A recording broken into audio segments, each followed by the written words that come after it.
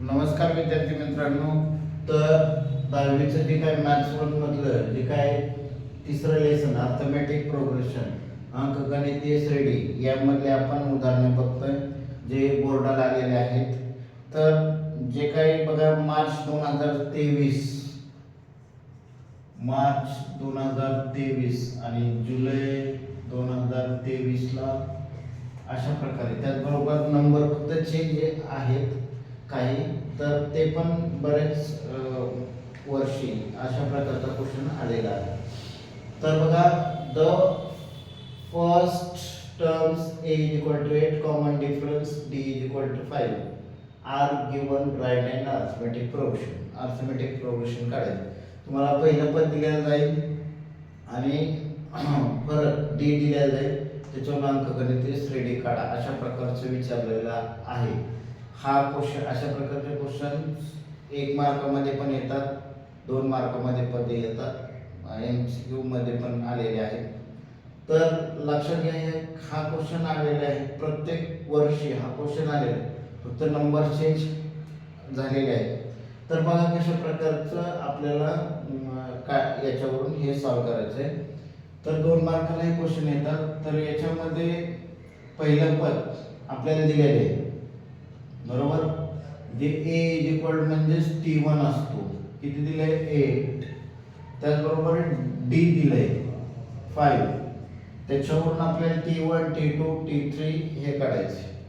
तर आपल्याला जर t2 काढायचं असेल t2, तर याच्यामध्ये t1 प्लस d, हा मग t1 किती 8 प्लस 5, 8 प्लस 5 किती आपल्याला 13, हे पहिलं t2 मिळालं. नंतर t3, तर t2 प्लस d, t2 किती मिळालं 13 प्लस 5 किती 18.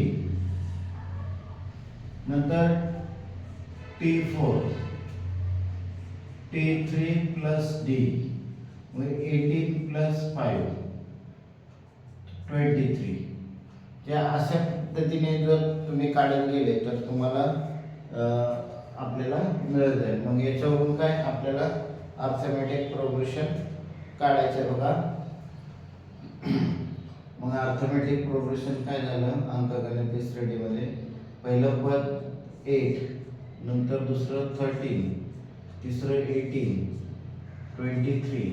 तर अशा प्रकारे आपल्याला अर्थमॅटिक प्रोग्रेशन अंकगणितीय श्रेणी मिळणार आहे. तर बघा ए तुम्हाला दिलेले आहे, डी दिलेले आहे, त्याच्यावरून आपण अर्थमॅटिक प्रोग्रेशन अंकगणितीय श्रेणी काढलेली आहे. तर हा व्हिडिओ कसा वाटला मला नक्कीच कमेंट म्हणून सांगा, आणि ज्यांना व्हिडिओ आवडला असेल त्यांनी लाईक आणि सबस्क्राईब करायला विसरू नका. जे नवीन असतील, जे आपले व्हिडिओ बघतात ते नवीन असतील, तर त्यांनी आपल्या ग्रुप जे चॅनल आहे ते सबस्क्राईब करा, जेणेकरून दररोज येणारे नवनवीन व्हिडिओ तुम्हाला पाहता येईल. धन्यवाद.